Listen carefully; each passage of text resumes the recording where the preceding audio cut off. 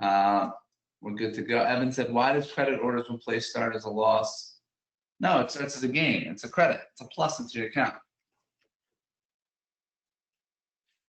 No, he has a basic misunderstanding because he's asking why is the short higher than the long? So that would be on the put side. He doesn't understand why we're doing that.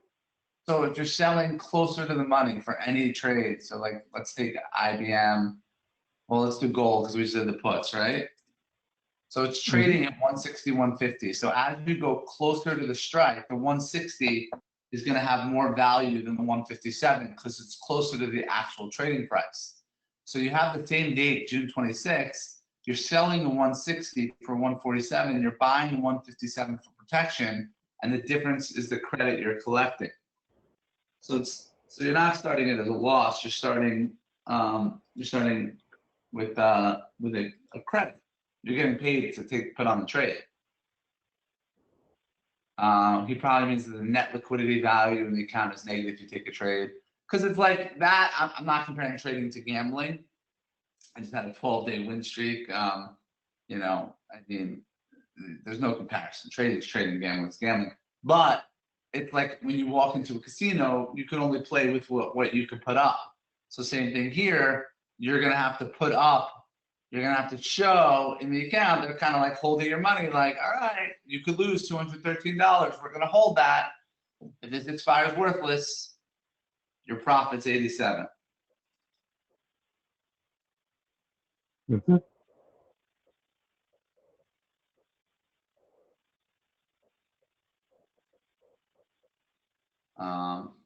And so same thing with IBM. So I'll explain it here, Evan. Same thing in gold, IBM. That 157 here and the 135 for IBM is protection. So like, so his question was like, why do we have the 135 in IBM? Okay, so let me show you. So if you just sold a 133 call, as long as it stays below 133, you'll get 90 cents. But your risk in putting on this trade, you would have to put up, even just to do one contract, and we did 4, by the way. So if you wanted to do 4 contracts, you would have to put up 10 grand because you'd be willing to be short. And what's your risk? Your risk is infinity because this stock can go up forever. And you never want to wake up in the morning and see the market's up like it was last Friday, 1,000 points, and you're naked short a stock. So the 135, that's our insurance that we're buying. This is protecting us. So it's saying, and we're paying 50 cents for this. So instead of making 95 cents, we're only making 45 cents, right? But the protection is saying, okay, now look, watch what happens. See right here, max loss is infinity and max profit is 372. Watch what happens when we buy this for 4. Now our max loss goes from infinity to $600. And instead of needing $10,000 to put on the trade, you need just $600. And now we're giving up $154 of our max gain. Instead of being able to make 350, we can only make 196. But instead of having infinite risk, our max loss is going to be the spread, which is $2 minus the credit we collected. Okay, so it's like $1.52 risk. So you go from infinite risk to $1.52, and you're willing to take off some of the profits, but that's what lets us sleep at night. So we're bearish. We want it to stay above 133. In the middle, we would have to close it. But let's say it went to 200. Okay, let's say IBM went to 200. Well, we would become short at 133, which is called assign the stock. Assigned is like homework, assignment, bad. You don't want it. They're assigning it to you. You know, they know you don't want to take it, but you have to because you sold the 133 call.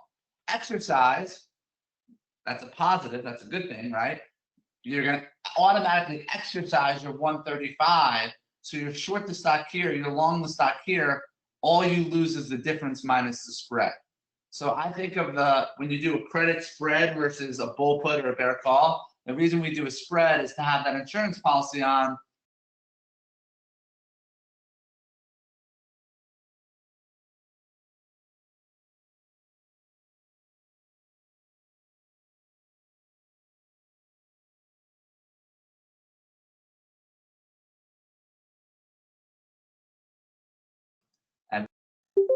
for Phoenix, we still have.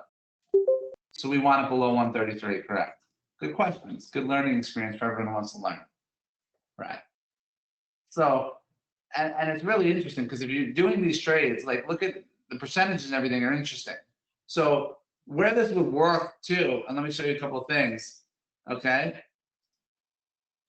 If you sold the 130, and it's very different if you're doing a bear call versus a bull put. Okay. And by the way, Will, while I'm talking, Evan just said that I crushed to answer that question. I agree. That's where you should take like a clip of me just explaining a credit spread and put that on YouTube. And this is the kind of content that I don't have out there the way I should when it's being created on this call. You guys all agree? Yes. Okay. So maybe clip that credit spread part.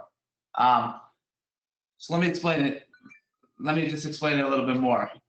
Okay. If you sell the 133 call, right? Now you have infinite risk, max profits $88. Look at your percentage of profit, 73%, 51%. That's a very high. Okay. Your probability profit's going to be higher just selling the call. Once you buy the call for protection, your probability dropped by 4%. The reason it drops is because you collected less credit. Was that me that just sold something? No, that was me. Okay. The reason why it drops is because you just sold something. Okay. Your credit is not defined. So if it can go up, sorry. So I just lost my train of thought for a second. So if it goes up through 133, now let me just show it this way, right? You sell the 133 for 89 cents, you're going to be profitable for anything under 133.89. If you do the 133, 135, and you're collecting 45 cents, you're going to be profitable on anything under 133.45. So if you sell the naked, you have a higher chance to be right, but you have the unlimited risk. Okay. But now let me show it to you another way, because you know, if you're let's say like Facebook, I know you love Facebook, and let's say somebody loves Facebook, okay? And you're like, you swear by Mark Zuckerberg, you think he's gonna take over the world, Facebook's at 238, it's come up a lot, you wish you would have bought more at 225, 200, right? So this is where you could go out ahead of the earnings, maybe. You could go out to July, and you could sell a 200 put. And let's say you're willing to own 500 shares of Facebook, okay? Well, 500 shares of Facebook at 200 costs 100 grand, okay? So let's go a little bit smaller. Let's do 200. Let's do 40 grand. But if you were like, no matter what, I'll hold 200 shares of Facebook from 200 forever, you could sell the July 200 put for $1.30. And as long as Facebook stays $1.34, and as long as Facebook stays above 200 by July, and there's a 93% chance it does, you make $268. But you have to put up $40,000 to do that, right? So that's not really a good percentage on your money. And you're not getting a good percentage because it's 93%. But let's say you're like, all right, I'm willing to own Facebook at 200, but if it got to 190, I'd probably think something went wrong and I'd want to be out. So now you could buy the 190 put for protection, and now you only, instead of having to put up 40 grand, you'd only have to put up $1,800. Instead of making 240, you make 116. This is actually a better percentage return on your money, because you're not tying up $40,000 of capital. You're only tying up 1,800. So you're getting closer. I mean, on the other one, you were getting like 1/10 of 1% on your money. Over here, you're getting closer to 10%, not 10, but close. So this is a better return on your money with the same degree of probability. So if you're going out months at a time, on one end, you could say, no, I'm willing to own it here.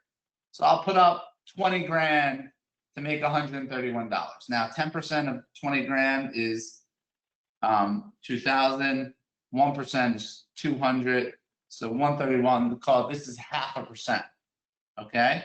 You're making 0.5% on your money.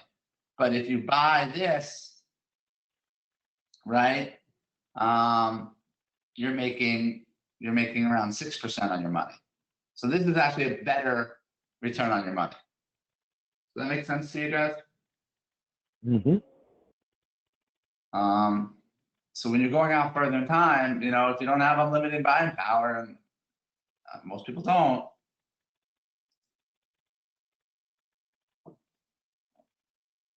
that makes more sense. Cool. Michael, anything did you want to add? No, I think that was it was well said. It's a better use of capital doing the spread. Certainly a higher return percentage-wise. I think you did it well. Cool. Thank you. And I do see the reason why, by the way, just to go over the TZA, and if is there something that's not less than triple times small cap? Like I know TZA is 3 times. What's 1 time? Oh, gee, I don't know.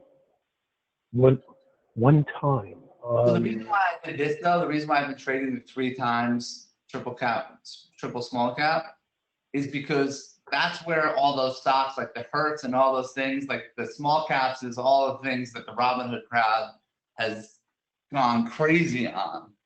So I think that's where most of the risk is. So that's why I like putting that trade on until July, because if there's a reckoning, then this is the one that would come up. But I hate trading leveraged ETFs because they're so problematic. They are. They are, and they have a drag that you'll have to watch out for. Yeah. So I don't know until July, but all right, this is a good call. Thanks, Dan. It's an excellent webinar. Everyone working together. So Fed announcement of 2. Appreciate you all being here. A lot of teachable moments, and we'll talk to you later. Be good. Thanks, Adam. Good questions, Evan. Thank you. You know, people asking a lot of questions with the desire to learn makes everything better. And the nice thing I think Evan has as an advantage is, like I said, you know, he's my boy. He lives across the street from me. So he feels more comfortable firing off rapid fire questions at me. But you also, these questions make everyone a better trader. I got Evan to ask some more questions, and the more questions you all ask, the more you learn, the better you get. But Evan, this also is this is the group that's been with us the longest. So they know this, but I'm sure everyone enjoys a good refresher. Talk to you later.